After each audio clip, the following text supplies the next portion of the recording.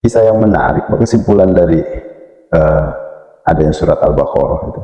Al-Baqarah kita semua kaum muslim tahu, itu kan artinya sapi betina ya.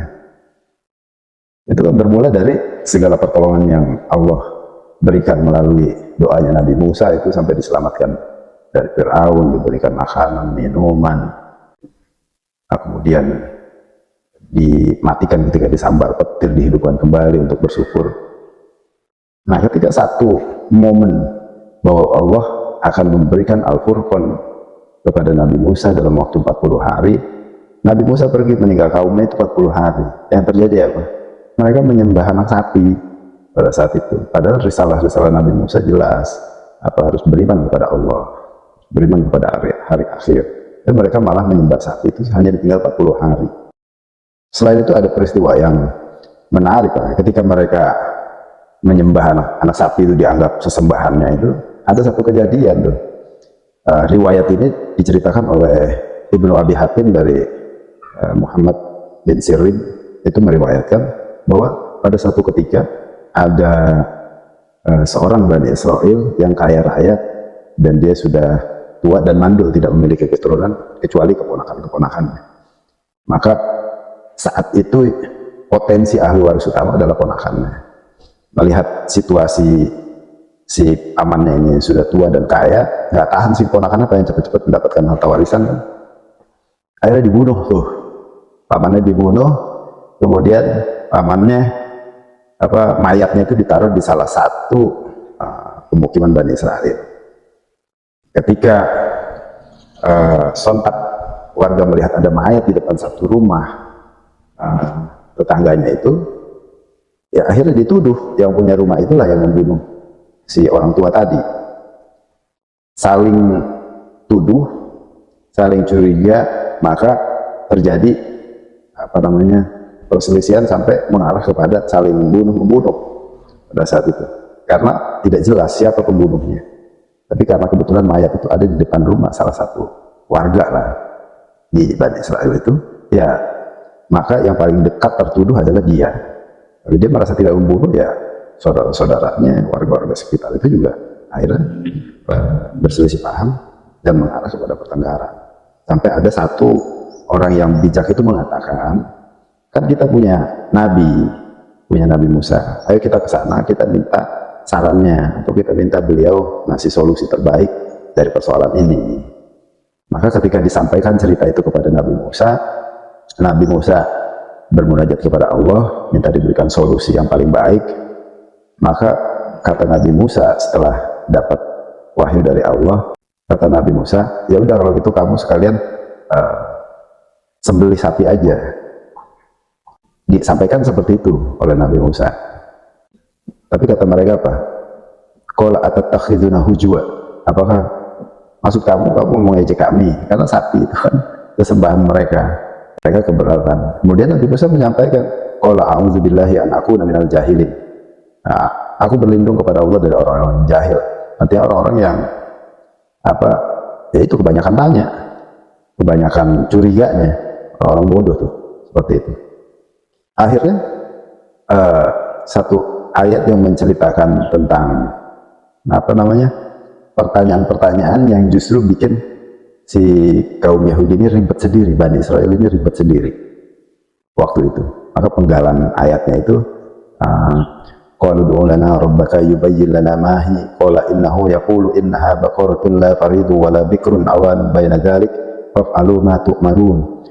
Qalu ud'u lana rabbaka yubayyin lana ma launuha qala innahu yaqulu innaha baqaratun safra'u faqi'un launuha tasurrun nazirin. Qalu ud'u lana rabbaka yubayyin lana ma hiya innal baqara tashabaha 'alaina wa inna insya'allahu la muhtadun. Qala innahu yaqulu innaha baqaratun la dalulun tusirul arda wa la taskil harsa musallamatun la syiyata fiha. Qalu al-ana ji'ta bil haqq fazabahuha wa ma kadu yaf'alun.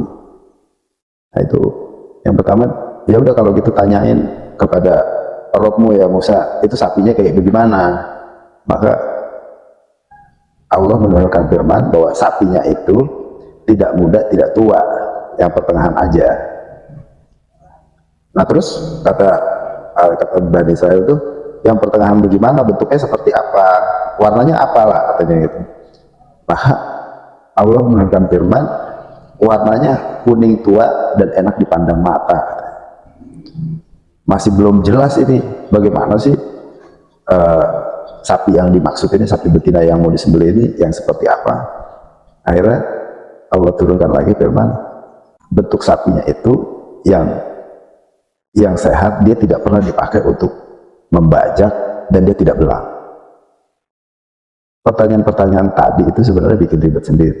Kalau saja mereka turut dengan perkataan Nabi Musa yang pertama, bahwa kalian diperintahkan menyembelih seekor sapi, itu selesai, nggak perlu nanya sapinya seperti apa, warnanya apa, perlu Allah juga jelasin itu, karena mereka bikin ribet, ya dibikin ribet lagi sama Allah.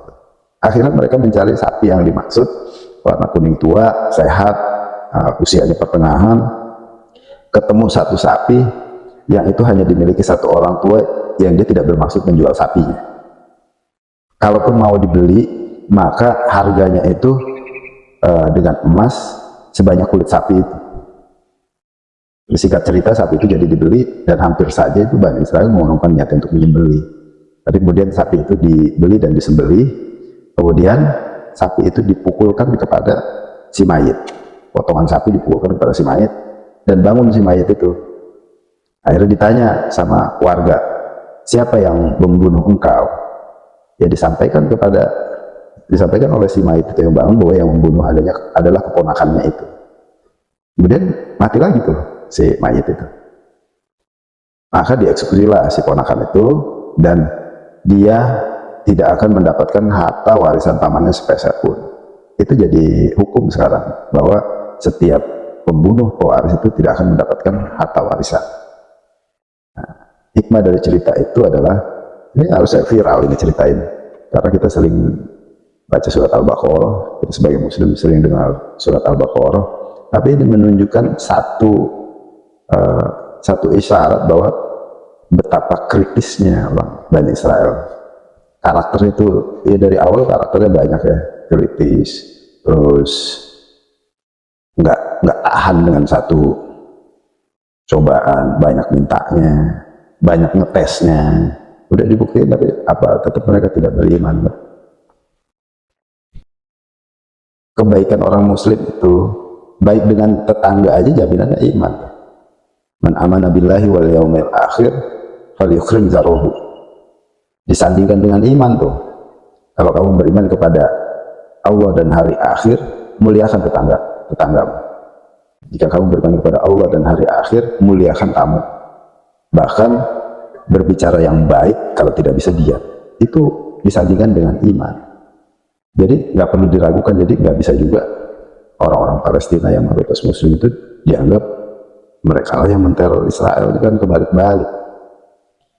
Dan yang tidak kalah penting, bahwa baginda Nabi itu pernah mengatakan dalam sabdanya, la tartakibu martakabatil yahudu watastahilu maharimallahi biadna haili. Jangan kamu melakukan apa yang dilakukan orang Yahudi, yaitu melakukan sesuatu yang haram dengan cara tipu muslihat yang rendah. Itu pesan dari Nabi. Berarti itu karakter yang memang melekat di hati mereka, di pikiran mereka, mindsetnya sudah begitu. Jadi dari sekian kejadian, ya karena kita muslim, kita percaya kepada apa yang disampaikan Al-Quran. 3 kejadian yang ada sekarang ini kita cerna masing-masing. Kita sebagai sesama muslim hanya bisa mendoakan semoga Allah senantiasa memberikan ketabahan kepada saudara-saudara kita di Palestina, memberikan kekuatan, diberikan pertolongan oleh Allah, dan kita yakin bahwa muslim pasti berjaya di satu saat nanti. Itu sudah janji Nabi, sudah janji Allah. Ini persoalan waktu saja. Ya semoga perjuangan saudara-saudara muslim kita di Palestina itu mendapatkan pahala syahid sebagai mujahid-mujahid, dan insya Allah jannah hadiahnya yang tidak ada lagi bandingannya dengan keadaan di dunia sekarang. Segala yang saya sampaikan mungkin ada kesalahan, mungkin ada kekeliruan, hanya Allah yang maha tahu segala sesuatunya. Wallahu a'lam bishawab. Assalamualaikum warahmatullahi wabarakatuh.